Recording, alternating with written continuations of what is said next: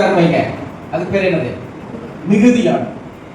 உங்க தேவைக்கு மேல, நீங்க நினைச்சதுக்கு மேல. அப்ப சம்பூர்ணம் என்றால் மிகுதியான. சொல்லுங்க, சம்பூர்ணம் மிகுதியான அப்படி என்று அர்த்தம். தேவனுடைய பிள்ளைகளே, இங்க சம்பூர்ணம் அப்படின்னு சொல்ல, சம்பூர்ணம் என்றால் மிகுதியான. ரைட். அடுத்தது ஒரு வார்த்தை சொல்லுது, சம்பூர்ண மழையை பெய்ய பண்ணினீர். என்ன மழை? சம்பூர்ணமான மழை. நான் வேதத்துல தேடி பார்த்தேன், இங்கே ஒரே ஒண்ணுதான். மழைன்னு சொன்னாலே ஆசீர்வாதத்தை தான் வேதத்துல குறிப்பிடுகிறார். மழைன்னு சொன்னாலே என்னங்க? ஆசீர்வாதம். மழைன்னு சொன்னாலே ஆசீர்வாதம். ஆதியாகமம் புஸ்தகம் 2ஆம் அதிகாரம் 5ஆம் வசனம் வாசிங்க. ஆதியாகமம் புஸ்தகம் 2ஆம் அதிகாரம் 5ஆம் வசனம். நல்லா சத்தம் யார் வாசிக்கிறாங்க? நீங்க வாசிக்கிறது ரொம்ப சந்தோஷம். கொஞ்சம் சவுண்ட் எனக்கு கேட்க. நிலத்தினுடைய சகல விதமான செடிகளும் பூமியின் மேல் இன்னும் உண்டாகவில்லை. நிலத்தினுடைய சகலவித பூண்டுகளும் இன்னும் முளைக்கவில்லை. ஏனெனில் தேவனாகிய கர்த்தர் பூமியின் மேல் மழையை பெய்ய பண்ணவில்லை. அல்லேலூயா. சொல்லிட்டாரு, புல் பூண்டுகள் உண்டாகட்டும்ட்டாரு, மரம் செடிகள் உண்டாகட்டும் சொல்லிட்டாரு. ஆனா இன்னும் பூமி வெறுமையாத்தான் இருக்கு. பூமி இன்னும் எப்படி இருக்குதுங்க? சொல்லுங்க, வெறுமையாகத்தான் இருக்குது. ஏன் வெறுமையாக இருக்குதுன்னா, ஆண்டவர் அதே வசனம், நிலத்தினுடைய சகலவித செடிகளும் பூமியில் இன்னும் உண்டாகவில்லை, நிலத்தினுடைய சகலவித பூண்டுகளும் இன்னும் முளைக்கல. ஏன்னா தேவன் இந்த பூமியின் மேல மழையை என்ன செய்யல? பெய்ய பண்ண. அதுக்கு ஒரு டைம் வச்சிருக்கிறார். சொல்லி முடிச்சிட்டார், அதுக்கு ஒரு டைம் வச்சிருக்கிறார். நீ மழையை பெய்ய பண்ணிட்டாருன்னா எல்லாம் முளைக்க ஆரம்பிச்சு, எல்லாம் விளைய ஆரம்பிச்சு இல்லையா? பாத்தீங்கன்னா நம்ம ரோட்டோரம் எல்லாம் பாத்தீங்கன்னா மே மாசம் எல்லாம் பாத்தீங்கன்னா வறண்டு கிடக்கும். ஆனா மழை பெய்ஞ்சிச்சுன்னா அது ஏதோ களை செடியோ புல்லோ பூண்டோ ஏதோ ஒண்ணு விளைஞ்சு அந்த இடம் செழுமையா இருக்கிறத நம்ம பார்க்கணும். மழை என்று சொன்னாலே விளைச்சல். ஒரு அல்லேலூயா சொல்லுங்களேன். நீங்க விதைக்காட்டி கூட உங்களுக்கு ஒரு பெரிய நிலம் இருக்குது, நீங்க அந்த நிலத்துல நீங்க விதைக்காட்டி கூட மழை பெய்ஞ்சிச்சுன்னா ஏதோ ஒன்று அங்க என்ன செய்யும்? விளை. ஏதோ ஒரு கலைகளோ ஏதோ ஒரு செடிகளுக்கு விளை. காரணம், மழை என்பது, நீங்க நான் அதை சொல்றேன், மழை என்பது செழிப்பு உண்டாகும். அதனாலதான் மழை என்று சொன்னாலே, சம்பூர்ணமான மழை என்று சொன்னாலே, மழை என்று சொன்னாலே ஆசீர்வாதம். அல்லேலூயா. மழை என்று சொன்னாலே என்னங்க? ஆசீர்வாதம்.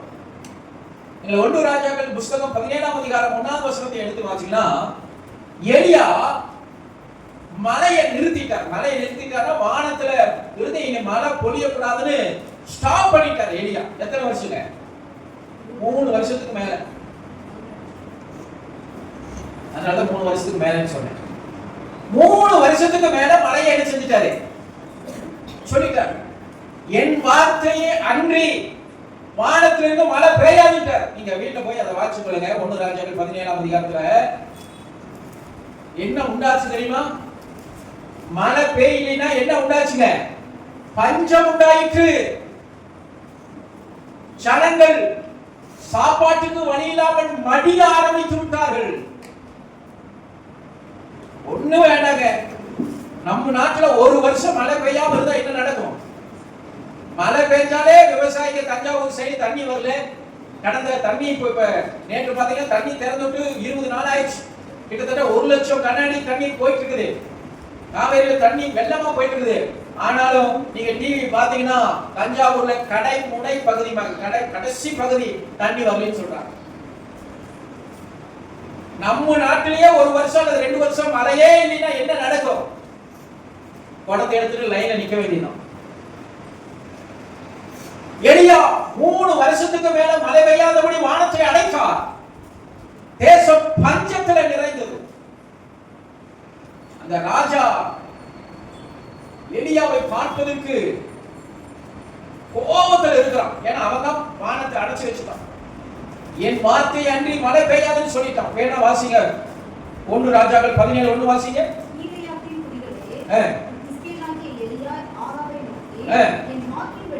என் வாக்கின்படியே அன்றி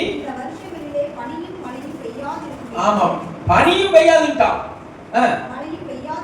பெய்யாது இருக்கும் என்று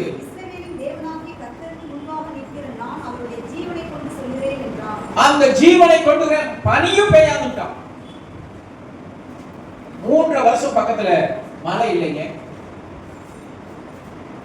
ஆண்டவர் எலியாவை காகம் கொண்டு போஷித்தார். ஒரு சமயத்துல காகமும் ஆகாரத்தை நிப்பாட்டதுக்கு அப்புறம் ஒரு விதவை பெண்ணிடத்துல அனுப்புகிறார். அந்த பெண்ணு என்ன நிலைமையில இருந்தான்னு உங்களுக்கு தெரியும். சாக போற நிலைமை.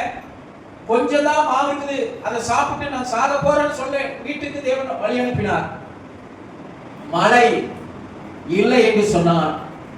உலக பிரகாரமும் ஆசீர்வாதம் இல்லை, ஆவிக்குரிய பிரகாரமும் ஆசீர்வாதம் இல்லை. ஒரு அல்லேலூயா சொல்லுங்க.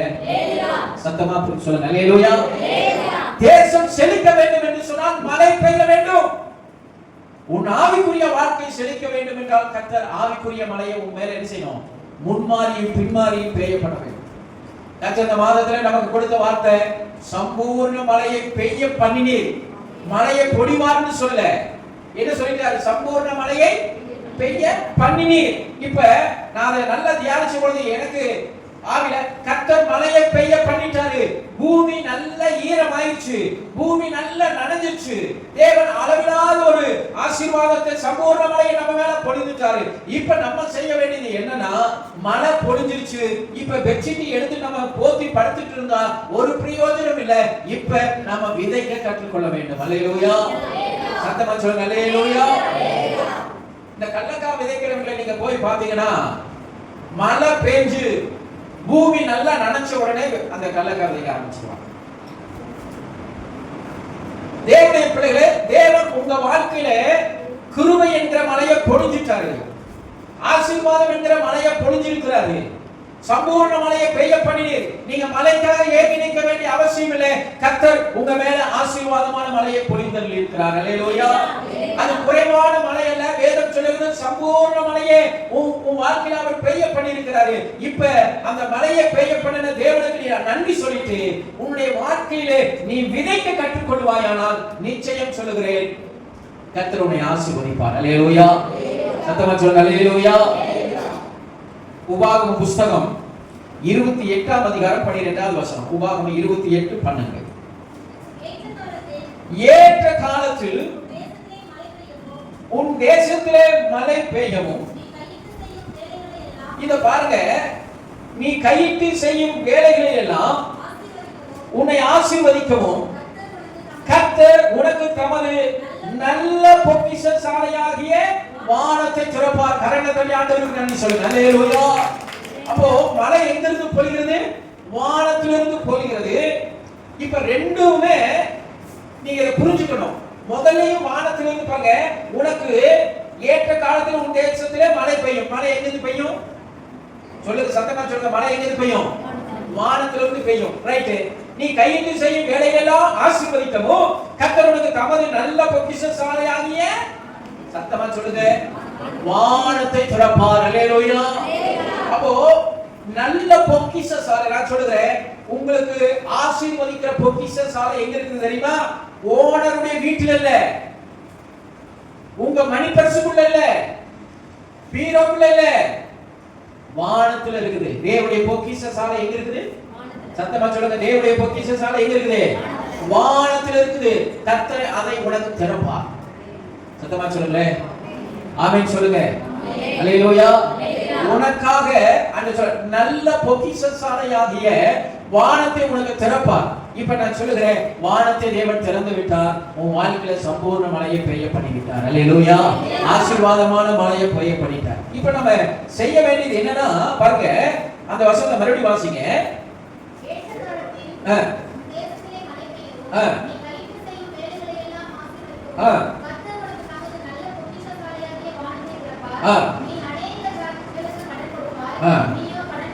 இதை மட்டும் எழுதி போட, நீயும் கடன் வாங்காத இருப்பாய், கடன் கொடு. இதை மட்டும் எழுதி போட்டுவாங்க.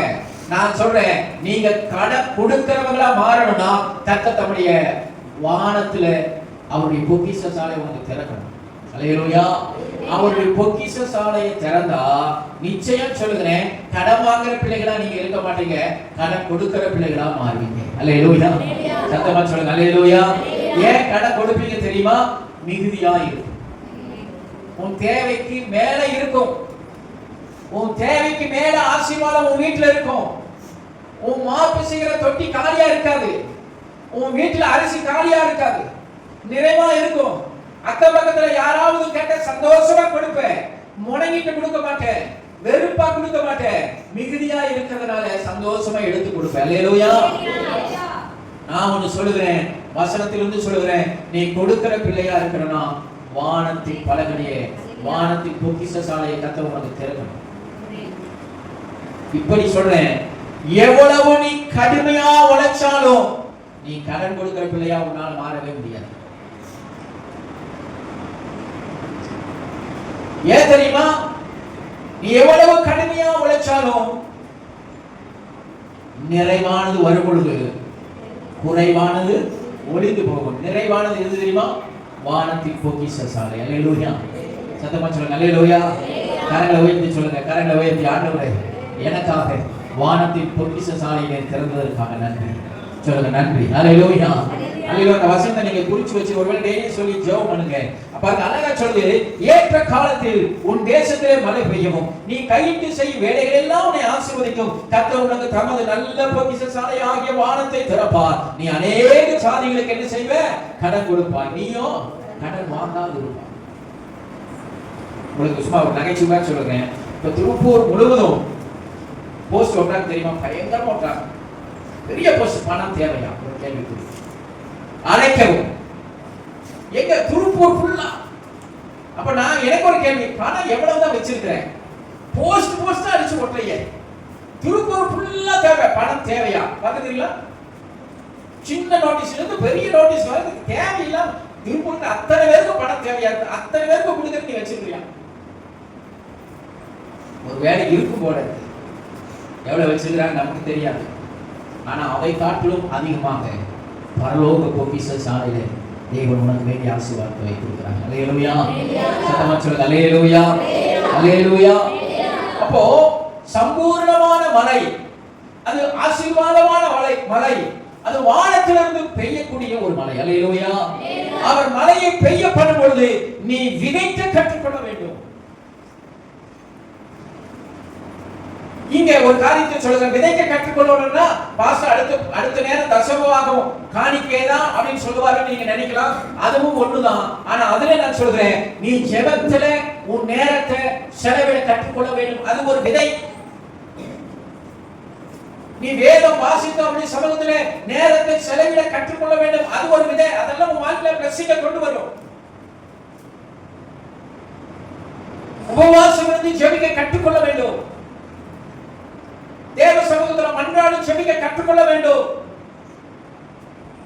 ஒருவேளை யாராவது நம்முடைய சபையில இன்னைக்காவது சபை எப்பவுமே திறந்துதான் இருக்கும், கூட்டினதே கிடையாது. என்னைக்காவது சபையில உட்கார்ந்து தனித்து முழங்கால் பண்ணிட்டு ஆமென் உபவாசம் இருந்து ஜெபம் பண்ணி இருக்கிறீங்களா?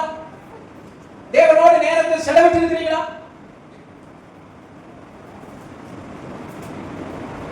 எதையுமே விதைக்காம தேவ சமூகத்தில் அறுவடையை எதிர்பார்க்காதீங்க. நான் பொறுப்பாளையத்துல ஒரு சபையில நான் உட்கார்ந்து கொண்டு இருக்கும் பொழுது ஆண்டவர் என்னோடு அப்படியே பேசினார். காணிக்கை நேரம், காணிக்கை எடுத்து முடிச்சாச்சு. காணிக்கை எடுத்து முடிச்சோட ஒரு பாஸ்டர் ஜெபம் பண்ணினாரு. பாஸ்டர் ஜெபம் பண்ணும் பொழுது அவர் சொன்ன ஒரு வார்த்தை, என் ஆண்டவர் உடனே என்னோடு பேசினார். அவர் சொன்ன வார்த்தை, சிறுக விதைத்திருக்கிறோம் ஆண்டவரே, பெருக அறுக்க உதவி செய்யுங்க என்று சொன்னார். எப்படி எவ்வளவு விதைச்சிருக்கிறோமா? சிறு ஜெபத்துல சொல்றாருங்க, சிறுக விதைத்திருக்கிறோம், பெருக அறுக்க உதவி செய்யுங்க சொன்ன உடனே ஆவியானவருடைய மனசுல உடனே சொன்ன வார்த்தை, தவறான வார்த்தையை சொல்லி ஜெபிக்கிறார் என்றார். என் மனசுல பேசு உடனே அவர் சத்தம் எழுது, தவறா சொல்லி ஜெபிக்கிறார். என்ன தவறு ஆண்டவரே நான் நினைச்ச பொழுது, சிறுக விதைத்துட்டு பெருக அறுக்க முடியாது. சிறுக விதைக்கிறவன் வசனம் இருக்குது, சிறுக விதைக்கிறவன் சிறுக அறுப்பான், பெருக விதைக்கிறவன் பெருகத்தான் அறுப்பான். நமக்கு என்னன்னா சிறுக விதைச்சிட்டு பெரிய ஆசீர்வாதத்தை எதிர்பார்க்கிறீங்க. பொருளாதார ஆசீர்வாதத்தில் அது அல்ல, கையளவு மேகத்தை பார்த்து எலியா சொன்னான், ஒரு பெருமழையின் சத்தம் கேட்கிறது. அதை கொண்டாந்து இதனை இணைச்சிடாதீங்க. தேவ பிள்ளைகளே, ஆசீர்வாதமான மழை உன் வாழ்க்கையில பெய்கிறது. நிச்சயம் சொல்கிறேன், நான் ஆண்டவருடைய சமூகத்திலிருந்து சொல்கிறேன், இந்த இடத்துல இருந்து சொல்கிறேன், கர்த்தர் உனக்கு ஆசீர்வாதமான மழையை பெய்ய பண்ணியிருக்கிறார். அல்லேலூயா. அந்த ஈர காயக்குள்ள விதை நீ ஒண்ணு நடக்காது. நீ அமைதியா இருந்தா அந்த ஈரம் காஞ்சு போயிடும். அதுக்கப்புறம் நீ விதைச்சாலும் விளையாது. தேவன் ஒரு நேரத்தை கொடுத்திருக்கிறார். அந்த நேரத்தை பிரயோஜனப்படுத்த நீங்களும் நானும் கற்றுக்கொள்ள வேண்டும். ஆசீர்வாதமான மழையை பெய்யப்பட்டிருக்கிறார். இன்றே அனுக்கிரக காலம். இப்பவே நீ அவருடைய சமூகத்துல நெருங்கி கிட்டி வா. இன்றே அனுக்கிரக காலம். தேவ சமூகத்துல நீ இன்னும் நெருங்கி சேர்வதற்கு இதுதான் காலம். ஏய் கவனி, இன்னும் தேவ சமூகத்துல உறவாடுவதற்கு, இன்னும் அவருடைய சமூகத்துல கிட்டி வா. இன்னும் எது பிரிக்கிறதோ அதை தூர எடுத்து போடு. ஆண்டவருக்கு உனக்கும் பிரிவினை உண்டாக்குற காரியங்களை எடுத்து நீ வெளியே எறிந்து போடு. தேவ பிள்ளைகளே, ஆதியாம் புஸ்தகம் மல்கியாவின் புஸ்தகம் 3ஆம் அதிகாரம் 10வது வசனம் வாசிங்க. மல்கியா 3:10.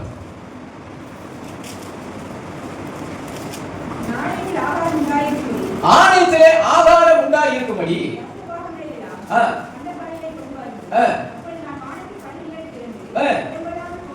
இப்ப வானத்தின் பலகனை கொண்டாந்து எங்க ஆண்டவர் இணைக்கிறார் பாருங்க. வானத்தின் பலகனை திறக்கப்படணும்னா நான் ஏற்கனவே சொல்ல திறந்துட்டாருன்னு சொல்லிட்டேன். திறந்துட்டாரு. இது ஒரு கிருபை. ஒரு அல்லேலூயா சொல்லுங்க. நீங்க விதைக்கிறதுக்கு ஆயத்தமா இருக்கிறீங்களோ இல்லையோ, வானத்தின் பலகனை திறந்து கர்த்தர் உன் வாழ்க்கையில உன் இருதயத்தை அவர் நினைச்சு வச்சிருக்கிறார். இப்ப சொல்லுகிறார், விதைக்க கற்றுக்கோ. உன் நேரத்தை பிரயோஜனப்படுத்து, உன் காலத்தை பிரயோஜனப்படுத்து. கர்த்தர் உனக்கு கொடுக்கிற வருமானத்தை நீ தேவனுக்கு விதைக்க கற்றுக்கொள். இந்த ஆண்டவர் அழகா சொல்கிறாரு, என் ஆலயத்தில் ஆகாரம் உண்டாயிருக்கும்படி தசமங்களை எல்லாம் பண்டகசாலையிலே கொண்டு வாருங்கள். அப்பொழுது நான் வானத்தின் பலகணிகளை திறந்து இடம் கொள்ளாமல் போகும். இதுதான் மிகுதி. இடம் கொள்ளாமல் போகும் மட்டுங்கிறதா என்னது? சத்தமா சொல்லுங்க. மிகுதி. ஒண்ணு மட்டும் மிகுதியா இருக்குது. வாங்கின துணியை பீரோக்குள்ள வைக்கிறதுக்கு என்ன இல்ல? சொல்லுங்க, என்ன இல்ல? எடை இல்ல. அதுதான் மிகுதி. இடம் கொள்ளாமல் போக மட்டும். நான் நிச்சயம் சொல்ற, வானத்தின் பலகனை திறக்கப்பட்டால் இடம் கொள்ளாமல் போக மட்டும் தேவன் ஆசீர்வாதத்தை வர்ஷிக்க பண்ண முடியும். ஆசீர்வாதம் எங்கிருந்து வரும் அப்படின்னா நீ விதைக்கிறதுல இருந்து உண்டாகும். அவர் வானத்தின் பலகனை திறந்து தம்முடைய கிருபையை, தம்முடைய பிரசன்னத்தை, தம்முடைய மகிமையை பொழிந்தருள்வார். நீங்க என்ன செய்யணும்னா, அந்த வானத்தின் பலகனைகள் திறக்கப்படும் பொழுது நீங்கள் விதைக்க கற்றுக்கொள்ள வேண்டும். பாருங்க, இடம் கொள்ளாமல் போக மட்டும் உங்கள் மேல் ஆசீர்வாதத்தை வர்ஷிக்க மாட்டோனோ என்று அதனால என்ன செய்ய சோதித்து பாருங்க. இங்க என்ன சொல்லுகிறாரு? தசம பாகத்தை சொல்லுகிறார், காணிக்கையை சொல்லுகிறார். அதுதான் விதை. தசம பாக காணிக்கை மட்டும் விதை இல்ல. நீ தேவ சமூகத்தில் அனுதினமும் மன்றாடுகிறையே, அது ஒரு விதை. ஜெபம் விதை, கண்ணீர் விதை, வேதம் வாசிக்கிறத விதை. இதெல்லாம் தேவ சமூகத்தில் விதைக்கணும். எப்பொழுதுமே ஆபத்து நேரத்தில் தேவனை நோக்கி கூப்பிடுகிற பிள்ளைகளாக இருக்கக்கூடாது. அவரோடு உறவாடுகிற பிள்ளைகளாக இருக்கணும். தேவ பிள்ளைகளே, நீங்க சொல்லுகிறாரு, நீ விதைச்சு பாரு, இடம் கொள்ளாமல் போகும்போது நான் ஆசீர்வதிக்கிறேன்.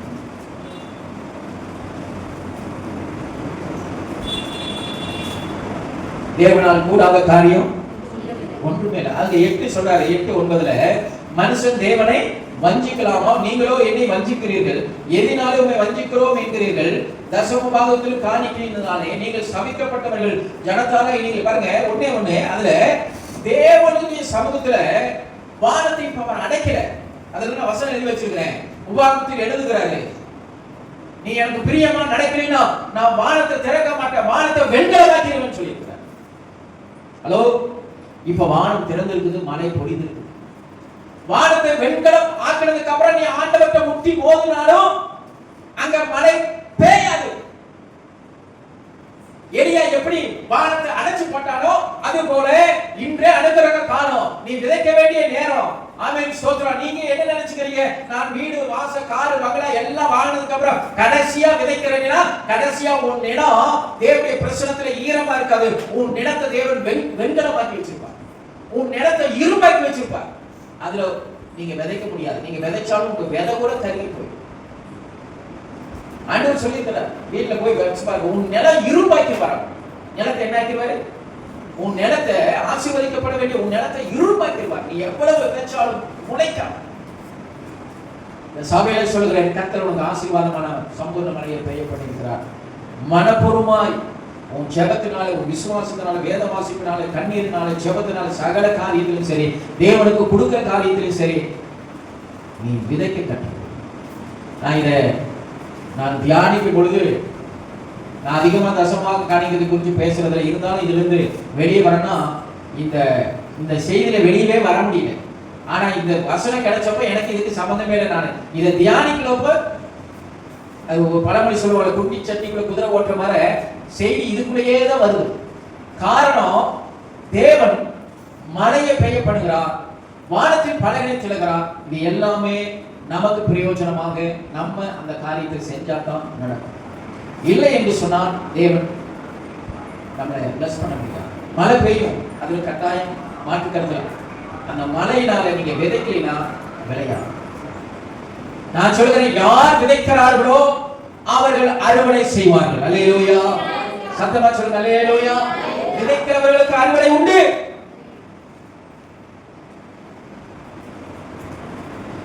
விதைக்கிறவங்க கண்ணீரோடு தான் விதைப்போம். ஆனா அறுக்கிறப்ப எப்படி இருப்போம்னா கம்பீர சத்தத்தோட அறுக்க முடியும். தேவ பிள்ளைகளே, விதைக்க கற்றுக்கொள்ளும்.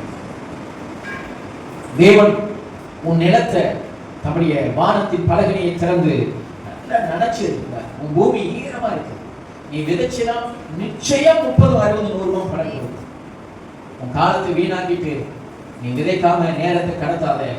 நீ பெற்றுக் கொள்கிற பலனை, அந்த நேரத்தை இழந்து போயிடாது.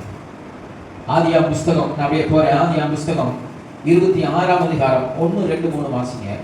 ஆதியாம் 26, 1, 2, 3. ஆபிரகாமின் நாட்களில் இன்னும் ஒரு பஞ்சம் தேசத்தில் உண்டாயிற்று. அப்பொழுது ஈசாக்கு பெலிஸ்தருக்கு ராஜாவாகிய அமலேக்கியனிடத்தில் கேராவுக்கு போனான். கர்த்தர் அவனுக்கு தரிசனமாகி நீ எகிப்துக்கு போகாமல் நான் உனக்கு சொல்லும் தேசத்திலே குடியிரு. இந்த தேசத்திலே வாசம் பண்ணு. எங்க? அங்கதான் பஞ்சம். பஞ்சத்துல தேவன் என்ன செய்யறாரு? ஈசாக்கு இந்த தேசத்துல குடியிரு, நான் உன்னை ஆசீர்வதிப்பேன்னு சொல்லிட்டார். நான் உனக்கு வானத்தின் பலகனை திறந்து நான் உன்னை ஆசீர்வதிப்பேன்னு சொல்லிட்டாரு. ஆனா அங்க என்ன இருக்குது? பஞ்சம். அதனாலதான் எகிப்துக்கு போறதுக்கு ஈசாக்கு கிளம்புறான். கிளம்புற ஈசாக்கு ஆண்டவர் பார்த்து சொல்றாரு, நீ எங்கேயும் போக வேண்டாம், இந்த தேசத்துல வாசம் பண்ணு, உன்னோடு இருந்து உன்னை நான் ஆசீர்வதிப்பேன். நான் உனக்கு உன் சந்ததிக்கு இந்த தேசங்கள் யாவையும் தந்தும் தகப்பனாய் ஆபிரகாமோடு ஆயிட்டான். என்ன செய்வேன்? நிறைவேற்றுவேன். முதல் வசனம், நான் உன்னை என்ன செய்வேன்? ஆசீர்வதிப்பேன். உடலில் சொல்லுங்களே, இங்கேயே இருந்து நான் உன்னை ஆசீர்வதிப்பேன். மற்ற மனுஷங்களை பார்க்காதீங்க, கர்த்தருடைய வார்த்தையை பாருங்க. சூழ்நிலையை பார்க்காதீங்க. ஐயோ கையில இவ்வளவுதான் இருக்குதுன்னு நினைக்காதீங்க. இதை வச்சு நான் என்ன செய்வேன்னு நினைக்காதீங்க. சூழ்நிலையை பார்த்தா ஈசாக்குக்கு பஞ்சம். கொஞ்சம் நெல்லு தான் வச்சிருக்கான், கொஞ்சம் விதை தான் வச்சிருக்கான். ஆனா ஆண்டவர் என்ன தெரியுமா சொல்றார்? இந்த தேசத்துல இரு விதைனார். பஞ்சத்துல யாராவது விதைப்பாங்களா? பஞ்சத்துல விதைக்க முடியுமா? மழை இல்லைங்க, விதைக்க சொல்றாரு. இப்ப ஆவிக்குரிய கருத்தை எடுத்துறா, உண்மையாலுமே இங்க பஞ்சம். பஞ்சத்துல தேவன் ஈசாக்கை விதைக்க சொல்லுகிறார். இப்ப வார்த்தையை சொல்லுங்க, விதைக்கிறவனாலும் அல்ல, நீர் பாய்ச்சுகிறவனாலும் அல்ல, விளைய செய்கிற தேவன். அதே 26ஆம் அதிகாரத்துல வாசிங்க, 12வது வசனம் 13வது வாசிங்க. ஈசாக்கு அந்த தேசத்துல என்ன செஞ்சான்? விதை விதைத்தான். கர்த்தர் அவனை ஆசீர்வதித்ததினால் அந்த வருஷத்துல 100 மடங்கு பலன் அடைந்தான். அல்லேலூயா. சத்தமா சொல்லுங்க, அல்லேலூயா. பஞ்சத்துல விதை விதைத்தாங்க, கர்த்தர் 100 மடங்கு விளைய செய்தார். அடுத்த வசனம் சொல்லுது, அவன் ஐஸ்வர்யனாகி வர வர வரித்து அடைந்து மகா பெரியவனானான். அவனுக்கு ஆட்டு மந்தைகளும் அநேக பண்புகளை காத்தபடியால் பெலிஸ்தர் அவன் மேல் பொறாமை கொண்டு ஒரு அல்லேலூயா சொல்லுங்க. ஆமென். சத்துருக்கள் பொறாமை கொள்ளுகிற அளவுக்கு கர்த்தர் உங்களை ஆசீர்வதிப்பார். அல்லேலூயா. நீ விதைக்கணும். ஈசாக்கு விதைத்தான். பயப்படவே இல்லை. பஞ்சத்துல தான் உட்கார்ந்துட்டு இருக்கிறான், வறுமையில தான் இருக்கிறான், எதிர்காலத்து குறித்து ஒரு கேள்விக்குறி இருக்குது. ஆனா கர்த்தர் சொல்லுகிறார், விதை, நான் உன்னை ஆசீர்வதிக்கிறேன். ஏன் விதைக்க மாட்டேங்கிறீங்க? ஏன் ஆண்டவருக்கு உங்களால கொடுக்க முடியல? ஏன் ஆண்டவருக்கு உங்களால செய்ய முடியல? நான் சொல்லுகிறேன், உங்களுக்கு ஒரு விசுவாசம் இல்லை. விசுவாசத்துல குறைவுள்ளவர்களாக இருக்கிறீங்க. இன்னும் சொன்னா மன கடினம் உள்ளவர்களாக இருக்கிறீங்க. விதைக்கிறதுல மன கடினம் உள்ளவர்களாக இருக்கிறீங்க. விதைக்காம தேவ ஆசீர்வாதத்தை பெற முடியாது. தேவ சமூகத்துல நீ ஆசீர்வதிக்கப்பட வேண்டும். வானத்தின் பலகணியை ஆண்டவர் உனக்காக திறந்து விட்டார். அவர் மலையை பெய்ய பண்ணி விட்டார். மலையை பெய்ய பண்ணினதுக்கு அப்புறம் உன்னிடத்தில் எதிர்பார்க்கிற ஒரே ஒரு காரணம், விதை. நீ விதை, நான் விளைய செய்வேன். அல்லேலூயா. எப்படி சொல்றாரு? நீ விதை, நான் அதை என்ன செய்ய போறேன்? விளைய. ஈசாக்கு அதை சொன்னா, நீ விதை. பஞ்ச காலம் தான், மழையே இல்ல, பரவாயில்ல, விதை, என்ன நம்பி விதை. விளைய செய்கிறவன் நான். 100 மடங்கு விளைய செய்தான். எத்தனை மடங்கு நீங்க சத்தமா சொல்லுங்க. அப்படின்னா அவன் விதைச்ச ஒரு தானியம் கூட கருகி போகல. 30 இல்ல, 60 இல்ல, எத்தனைங்க? 100 மடங்கு. மிகப்பெரிய விளைச்சீங்க, மிகப்பெரிய விளைச்சி. ஈசாக்குனால அவன் கீழ்ப்படுகிறவன். ஈசாக்குனால யாரு? சத்தமா சொல்லுங்க. யோசுவாயா, ஈசாக்குனால என்னங்க? கீழ்ப்படுகிறவன். பணி கொடுக்கும்படி தன்னுடைய மகனை கூட்டிட்டு போனான். அவன் கேட்கிறான், அப்பா விறகு இருக்குது, கத்தி இருக்குது, எல்லாமே இருக்குது, ஆடு இல்லப்பா, கத்தை பார்த்துக்குவாப்பா, பேசாம வா.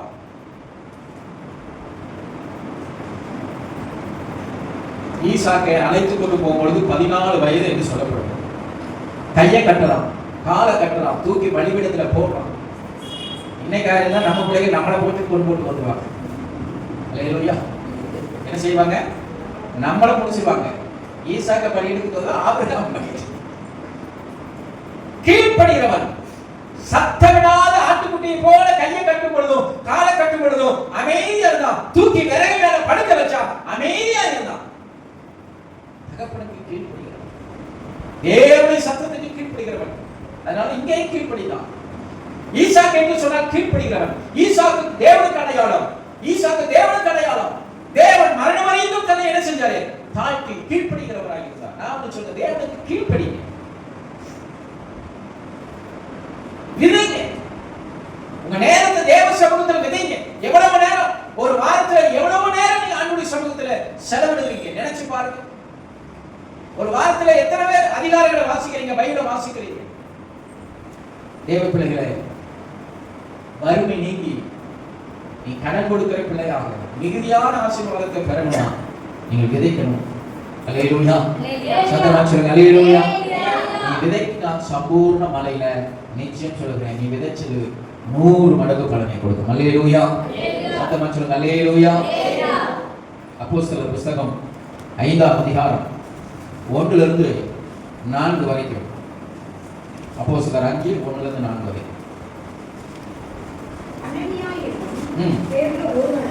அவனுடைய மனைவியாகிய சப்பீராலும் தன்னுடைய காணியாட்சியை விற்றார்கள்.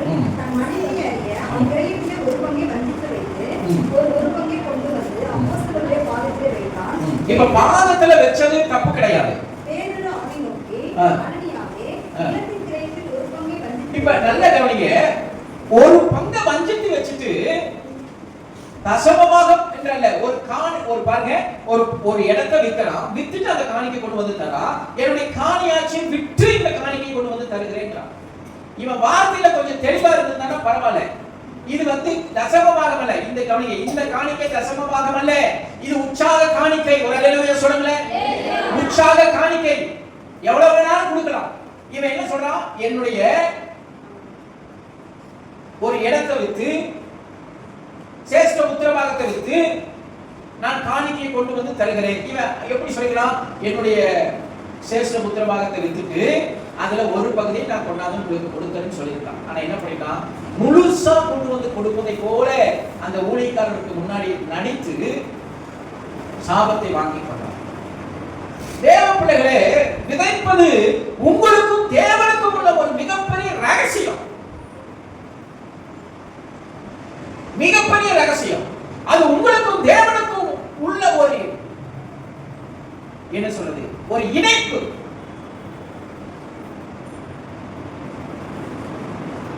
அப்போ தேவனை ஏமாற்றவே முடியாது. இந்த பகுதியில் நீங்க லேட் ஆயிடுச்சு, நீங்க வீட்டுல போய் வாட்ச் பண்ணீங்கன்னா அவங்களுக்கு என்ன நிலைமை, காரணம் என்ன, நம்ம பல நேரத்துல விதைக்க மாட்டேங்கிறோம். நீங்க விதைக்காததுனால நல்ல கவனிக்கணும், ஊழியத்துக்கோ ஊழியக்காரங்களுக்கோ ஊழிய குடும்பத்துக்கோ ஒரு நாளும் பற்றாக்குறை வராது. சொல்லுங்க. நீங்க நினைக்க மாட்டீங்க, சரி நீங்க நினைக்க மாட்டீங்க. ஆனா இப்ப ஆண்டவர் இதை கொடுத்ததுனால பேசணும்னு நினைக்கல. போன 2 வாரமும் காணிக்கை ரொம்ப கம்மி, பரவாயில்ல. ஆனா நான் இந்த வாரம் ஒரு வீட்டுக்கு விசிட்டிங் போனேன், திங்கட்கிழமை நினைக்கிறேன், அந்த சகோதரிக்கு இல்ல, ஒரு வீட்டுக்கு விசிட்டிங் போனேன்.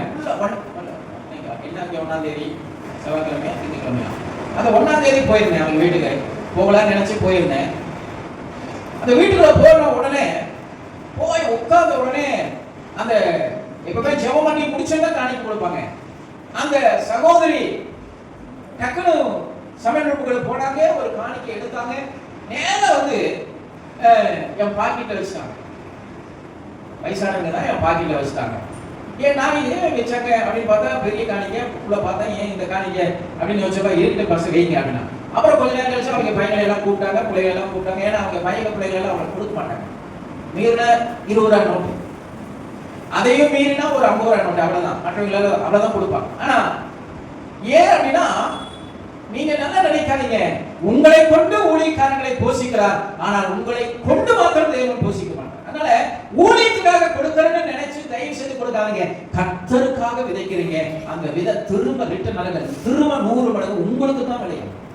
உங்களுக்கு தான் ஆசீர்வாதத்தை தேவன் விளைக்கப்படுகிறார். சம்பூர்ணமாக நீங்க மீதி எடுக்கணுமா, நீங்க கடன் கொடுக்கிறவர்களாய் மாறணுமா, தேவன் வானத்தின் பலகனை திறந்து நல்ல ஆசீர்வாதமான மழையை பெய்ய பண்ணியிருக்கிறார். நீங்கள் விதையுங்கள், கர்த்தர் 100 மடங்கு அவைகளை என்ன செய்வார், விளைய செய்வார். அல்லேலூயா. கர்த்தர் சொல்லுங்க, அல்லேலூயா, அல்லேலூயா. மனுஷன் முகத்தை பார்க்கிறார், தேவன் என்ன செய்றாரு, உங்க இருதயத்தை பார்க்கிறார். நீங்க உபாகம புத்தகத்துல நீங்க வாசிங்கன்னா அந்த இடத்துல ஆண்டவர் சொல்லிட்டு வராரு, என் வார்த்தைக்கு என் சத்தத்துக்கு நீங்க செவி கொடுத்தால் இது தொடர்ந்து நடக்கும். நீங்க என் வார்த்தைக்கு செவி கொடுக்கலைன்னா, விதைக்கிறதுக்கு லேட் பண்ணினீங்கன்னா உன் நிலம் இரும்பா மாறும், வானம் வெண்கலமா மாறும். அதுக்கப்புறம் நீங்க விதைக்க முடியாது, அறுவடை செய்யவும் முடியாது. அல்லேலூயா. அதுக்கு 2-3 உதாரணத்தை நான் வச்சிருக்கிறேன். ஏற்ற நேரத்துல ஆசீர்வாதமான மழையை பெய்யப்படுவார் ஒரு வசனம் இருக்குல்ல, ஏற்ற நேரத்துல மழையை பெய்ய பண்ணிருக்கிறார் உன் வாழ்க்கையில. இதுதான் உனக்கு ஏற்ற நேரம். இந்த நேரத்துல நீ விதைக்காம நீ வேறொரு காலத்தையும் நேரத்தையும் நினைச்சிட்டு அப்ப விதைக்கலாம்னு நினைச்சிட்டு இருந்தீங்கன்னா நீங்க ஏமாந்து போயிருவீங்க. தேவ சமூகத்துல உறவாடுகிற, தேவ சமூகத்துல வாசம் பண்ணுகிற, தேவனை ஆராதிக்கிற பிள்ளைகளை, இதே ஏற்ற நேரம் அனுகிற காலம். இப்பொழுது நாங்கள் விதைத்து நீங்கள் 100 மடங்கு ஆசீர்வாதத்தை பெற்றுக்கொள்ள கர்த்தர் உங்களுக்கு கிருபை பாராட்டுவாராக. அல்லேலூயா. சத்தமா சொல்லுங்க, அல்லேலூயா. உபாகமம் 28ஆம் அதிகாரம் 12வது வசனம். மறுபடியும் உபாகமம் 28 படம் முடிக்கலாம். ஏற்ற காலத்திலே உன் தேசத்திலே மழை பெய்யவும்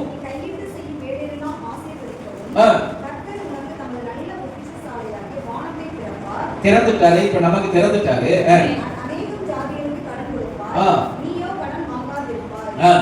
13 இன்று நான் உங்களுக்கு விதிக்கிற வார்த்தைகள் யாவையும் விட்டு விலகி வேறே தேவர்களை சேவிக்கும்படி வலதுபுறம் இடதுபுறம் சாயாமல் இன்று நான் உனக்கு விதிக்கிற உன் தேவனாகிய கர்த்தரின் கட்டளைகளை கைக்கொள்ளவும் அவைகளின்படி நடக்கவும் அவைகளுக்கு செவி கொடுக்கவும். எப்ப நீ செவி கொடுக்கிறாயோ, நல்ல கவனிங்க, எப்ப தேவனுடைய வார்த்தைக்கு செவி கொடுக்கிறாயோ, மறுபடியும் சொல்லுகிறேன், செவி கொடுக்கிற பொழுதுதான் இந்த வார்த்தை நிறைவேறணும். எந்த வார்த்தை? நீ வாளாகாமல் தலையாவாய், நீ கீழாகாமல். வாயில மட்டும் இருந்து பிரயோஜனம் இல்ல, வார்த்தை வாயில இருந்து பிரயோஜனம் இல்ல, வார்த்தையில இருக்கணும். நீ செவி கொடுக்கும் பொழுது நான் சொல்கிறேன், நீ என் வார்த்தையை கேட்டு தேவன் என்னோடு பேசுறாரு நான் விசுவாசித்து சொல்கிறேன். எப்பொழுது நீ விசுவாசித்து நீ விதைத்து தேவ சமூகத்தில் விதைக்க கற்றுக்கொள்கிறாயோ, அன்னைக்கு நான் உனக்கு சொல்கிறேன், நீ கீழாக மாட்டே, நீ மேலாக. நீ வாளாக மாட்டே, நீ தலையாக. சத்துருக்கள் மேல பொறாமப்படுவாங்க, உன் இணைகளை ஜந்துக்கள் மேல பொறாம பூரணப்படுவாங்க. கர்த்தர் உன்னை உயர்த்தி மேன்மைப்படுத்தி உன்னை ஆசீர்வதிக்க அவர் சித்தமுள்ளவராக இருக்கிறார். அல்லேலூயா. நான் முடிச்சிட்டேன். உன்னை ஆசீர்வதிக்க வேண்டும் என்று சொல்லிதான் அந்த வசனம் நான் தியானிச்சேன். சம்பூர்ண மழையை பெய்ய பண்ணினி. அல்லேலூயா. மழை பெய்ஞ்சிச்சு. நீ விதைக்கு கற்றுக்கொள். நேரத்தை வீணாக்காத, சமயத்தை வீணாக்காத. தேவ சமூகத்தில் நல்ல விதை, நேரத்தை விதை, உன் காணிக்கை விதை, உன் தசவாகத்தை விதை. தேவ சமூகத்துல நல்ல குண அதிசயங்களை விதை உருவாக்கும். தேவன் அந்த அத்திமரத்தை பார்த்தார். அது இலைகளோடு செழிப்பா இருக்கு. ஆனா பக்கத்துல வர்றப்போ இலை இல்லை. அந்த மாதிரி இருக்காரு. தேவனை ஏமாற்றணும்னு நினைக்காது. எல்லாரும் பார்க்கறதுக்கு நீ செழிப்பா இருக்கணும்னு நினைக்காத. அவர் பார்த்து ஏமாந்து போறவர் அல்ல, பார்த்து ஏமாந்து சபிக்கிறார். ஏமாந்ததுனால என்ன பண்ணிட்டாரு? சத்தமா சொல்லுங்க. சபிச்சுட்டார். ஏமாந்து போயிட்டாரா? ஏன்னா அவர் தாகத்தோடு வந்தார். ஏதாவது ஒரு கனி இருக்கும் நிச்சயம். இது ஆசீர்வாதத்தை போல தன்னை வெளிப்படுத்தி காமிக்கிறது. இது செழிப்பா இருக்கிறதை போல காமிக்குதுன்னு வந்தாரு. அங்கே மரம் செழிப்பா இருந்தது, கனி இல்லை. ஆண்டவர் கோபப்பட்டார். நீங்களும் நான் செழிப்பா இருக்கிறதை போல காட்டிட்டு இருக்க கூடாது.